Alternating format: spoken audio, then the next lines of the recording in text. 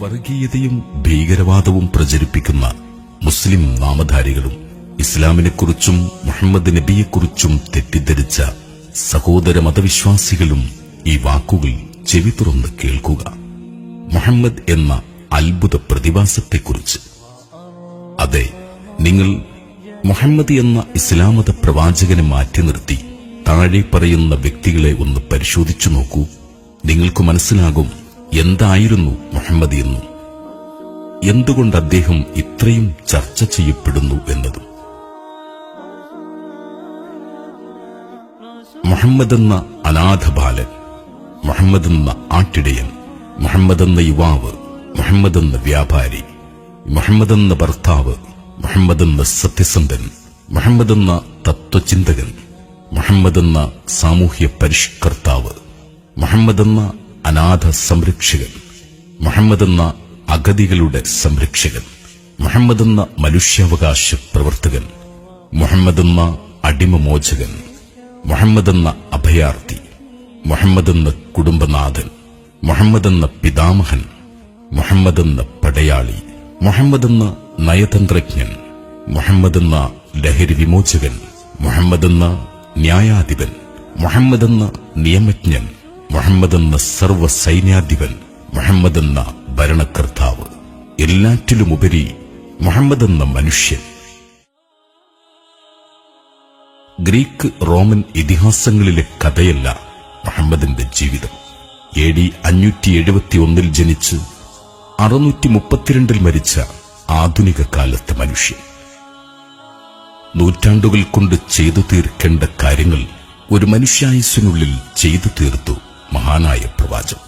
അതും പാശ്ചാത്യരുടെ വാക്കുകളിൽ പറയുകയാണെങ്കിൽ സ്ഥിരമായ ഒരു സേനയില്ലാതെ, ഒരു അംഗരക്ഷകൻ പോലുമില്ലാതെ, ഒരു രാജകൊട്ടാരമില്ലാതെ, സ്ഥായിയായ ഒരു വരുമാനമില്ലാതെ ഒരു മാതൃകാ ഭരണം സ്ഥാപിച്ച് നടപ്പിൽ വരുത്തിയെന്നത് ആർക്കെങ്കിലും ആധികാരികമായി പറയാൻ സാധിക്കുമെങ്കിൽ അത് മുഹമ്മദിനു മാത്രമാണ്.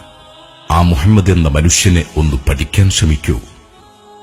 അനാഥ ബാലനിൽ നിന്നും അറേബ്യയുടെ ഭരണാധികാരിയിലേക്ക് നടന്നു നീങ്ങിയ വഴികൾ ഒന്ന് പരിശോധിച്ചു നോക്കിയാൽ നിങ്ങൾക്ക് മനസ്സിലാകും എന്തായിരുന്നു യഥാർത്ഥ മുഹമ്മദ് എന്ന്. വെളുത്ത സൽമാൻ ഫാരിസിനെയും കറുത്ത ബിലാലിനെയും ഒരേ നിരയിൽ അണിനിരത്തി വർണ്ണവിവേചനം അരുതെന്ന് ലോകത്തെ പഠിപ്പിച്ച പ്രവാചകൻ. അമ്മയുടെ കാൽ ചുവട്ടിലാണ് സ്വർഗമെന്ന് പഠിപ്പിച്ച പ്രവാചകൻ. അയൽവാസി പട്ടിണി കിടന്നാൽ വയറു നിറയ്ക്കരുതെന്ന് കൽപ്പിച്ച് അതിൽ ജാതി നോക്കരുതെന്ന് പഠിപ്പിച്ച പ്രവാചകൻ.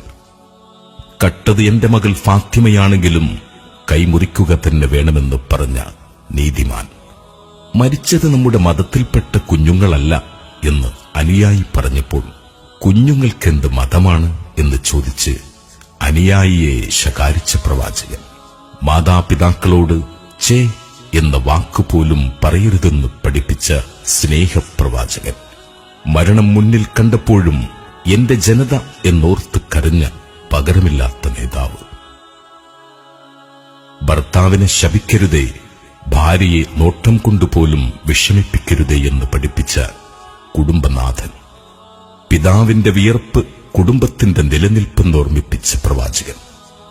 ശവമഞ്ചം വഹിച്ച് ജനം നടന്നു നീങ്ങുന്നത് കണ്ടപ്പോൾ എഴുന്നേറ്റ് നിന്ന പ്രവാചകരോട് അത് മുസ്ലിമിന്റേതല്ല എന്ന് അനുയായി പറഞ്ഞപ്പോൾ അത് മനുഷ്യന്റേതാണെന്ന് പറഞ്ഞുകൊടുത്ത് ബഹുമാനിച്ച പ്രവാചകൻ. ഭർത്താവ് മൊഴിചൊല്ലുന്നത് പോലെ അവനിൽ നിന്ന് നിനക്ക് തൃപ്തികരമായ ജീവിതം ലഭിച്ചില്ലെങ്കിൽ തിരിച്ച് നിനക്കും ഭർത്താവിനെ മൊഴിച്ചൊല്ലാമെന്ന് പഠിപ്പിച്ച് ആണിനും പെണ്ണിനും തുല്യനീതി ഉറപ്പാക്കിയ നീതിമാൻ. ഒരാളോട് പുഞ്ചിരിച്ചാൽ അത് ദാനമാണെന്നും നിനക്ക് നിന്റെ മതം, അവർക്ക് അവരുടെ മതം, മറ്റു മതങ്ങളെ പരിഹസിക്കരുതെന്നും പഠിപ്പിച്ച പ്രവാചകൻ. സ്ത്രീ എന്നാൽ ബഹുമാനിക്കപ്പെടേണ്ടവളും ആദരിക്കപ്പെടേണ്ടവളുമാണെന്ന് ആദ്യമേ പഠിപ്പിച്ച പ്രവാചകൻ. വഴി തടസ്സപ്പെടുത്തി ഒരു മുള്ളു കണ്ടാൽ പോലും ആ തടസ്സം നീക്കാതെ മുന്നോട്ട് പോവരുതെന്ന് പഠിപ്പിച്ച പ്രവാചകൻ. ഏറ്റവും ചിലവ് കുറഞ്ഞ വിവാഹമാണ് ഏറ്റവും മഹത്വമേറിയതെന്ന് പഠിപ്പിച്ച പ്രവാചകൻ. അറിവ് വിശ്വാസിയുടെ സമ്പത്താണ്, അത് എവിടെ കണ്ടാലും പെറുക്കിയെടുക്കണമെന്ന് ഓർമ്മിപ്പിച്ച പ്രവാചകൻ.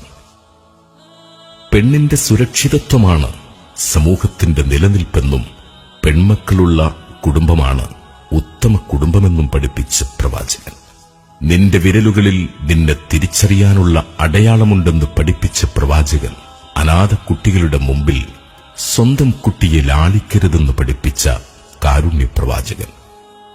എത്ര പറഞ്ഞാലും പൂർണ്ണമാകാത്ത വാക്കുകൾ, എത്ര എഴുതിയാലും അവസാനിക്കാത്ത വരികൾ.